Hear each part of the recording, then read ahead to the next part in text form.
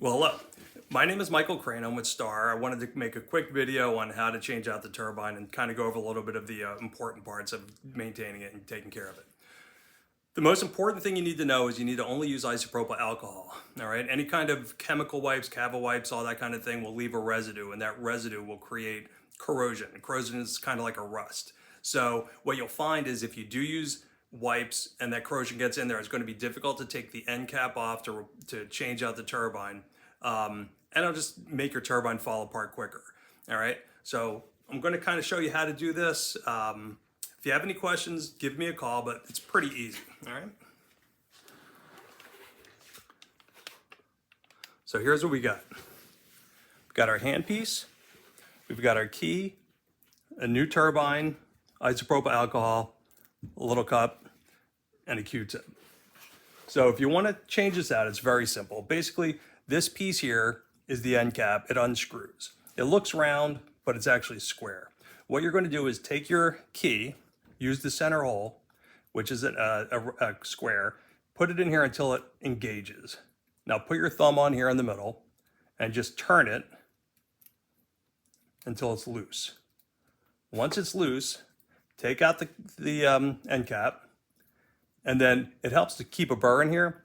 Use the burr to pop it out, and that's your turbine. This is the only moving part in a handpiece. All right. So air comes through the tube, spins this, which spins the burr, allows it to do the cutting. All right. So that's your old turbine. Once you've got that out, you're going to throw away both of those parts, especially the this end piece, this end cap. All right. And the reason why is because if there's corrosion on here and you put a new turbine in, the corrosion is just going to jump right from the old turbine or old end cap right onto the turbine, making that one not work. All right. So once you've got this thing open, you're going to look inside here. If you're using cavi wipes and all that, you'll tend to find that it looks rusty in here. You're just going to use some isopropyl alcohol, put it in a cup, use this Q-tip to clean it out. You can also clean out the bottom. All right. Wipe it off with the gauze and isopropyl alcohol, but basically you'll spend most of your time up here cleaning it out. And you'll be amazed at how shiny it looks when you're done. Once you've got that set up, then you're going to go to your new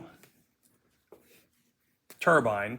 It's going to come with little styrofoam, packing styrofoam, and then basically just your turbine and your new end cap.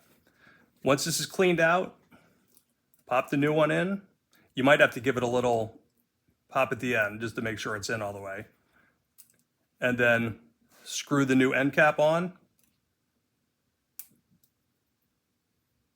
And then use your key. Once again, you want to engage it.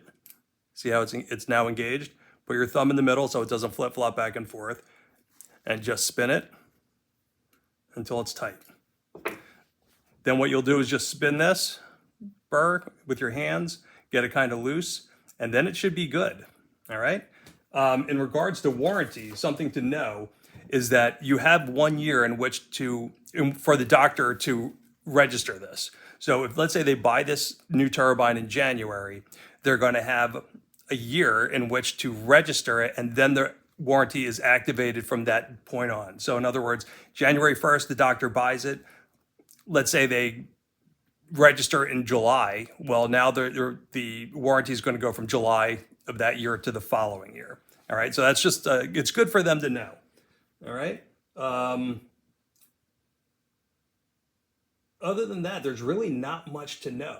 If you have any questions on this, give me a call. But like I said, it really doesn't make a whole lot of sense to send these hand pieces in